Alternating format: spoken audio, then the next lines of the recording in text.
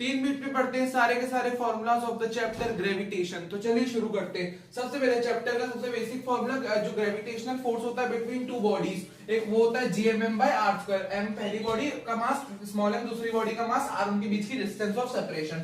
Small G acceleration to gravity, general formula होता है GM by R square, mass of planet, नीचे radius of that planet. G H by G height से जो variation आता है in the acceleration to gravity. अगर height comparable है, अगर मैं रेडियस ऑफ अर्थ, यहाँ पे रेडियस ऑफ अर्थ के फॉर्मूले, ठीक है, यहाँ पे रेडियस ऑफ अर्थ से रिलेटेड है ना।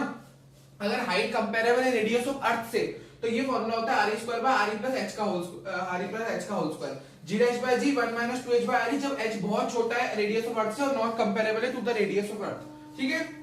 जी एच बाय जी होता है 1 minus D by R, D N depth, R N radius of earth, इसका एक ही फॉर्मूला होता है। जी इफेक्टिव जब G minus R omega square cos square theta, जब अर्थ के रोटेशन के कारण जो हम जी लिखते हैं, जब थीटा 0 होता है यहाँ पे, तो हम इक्वेटर के लिए फॉर्मूला बन जाता है जी माइनस आर ओमेगा स्क्वायर, और जब थीटा 90 होता है तो पोल के लिए हम ये फॉर्मूला बनाते हैं विच इज जी इफेक्टिव। अगर आप थीटा के वैल्यूज डालोगे तो आपके फॉर्मूले बन जाएंगे। इसी के साथ आगे अपने फॉर्मूले बनते हैं नॉन स्फेरिसिटी। आपको पता है अर्थ एक परफेक्ट स्फेयर नहीं होता, तो उसकी जो नॉन स्फेरिसिटी होती है, मतलब परफेक्ट स्फेयर नहीं होता, उसके कारण इक्वेटर की रेडियस ज्यादा होती है, इक्वेटर साइड की। तो इक्वेटर की रेडियस ज्यादा, डिनोमिनेटर बढ़ जाता है, तो इक्वेटर साइड पे जी की वैल्यू क्या हो जाती है, कम हो जाती है। और पोल पे क्या हो गया, डिनोमिनेटर कम हो गया, तो पूरा ओवरऑल आंसर बढ़ जाता है, तो पोल पे जी की वैल्यू ज्यादा होती है, ठीक है।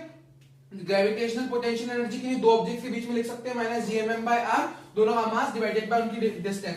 Gravitational potential between a mass and a point होता है माइनस जीएम बाय आर, ये एक स्केलर क्वांटिटी होती है gravitational potential. According to Kepler second law, DA by DT लिखा जाता है L vector by 2m which is completely constant. Orbital velocity हम लिखते हैं, अगर अर्थ के लिए मैं कह रहा हूं, यहाँ पे मैं जनरल अर्थ को मान के कह रहा हूं, किसी और प्लैनेट के लिए भी हो सकती है एस्केप और orbital. Under root GME by RE, जिसको हम जीआरई भी लिख सकते हैं अंडर रूट में, under root 2 GME by RE, V escape होती है, इसको अपन अंडर रूट 2 जीआरई भी लिख सकते हैं। इन दोनों के बीच का रिलेशन होता है V escape is equal to root 2 times V escape is equal to root 2 times of V orbital.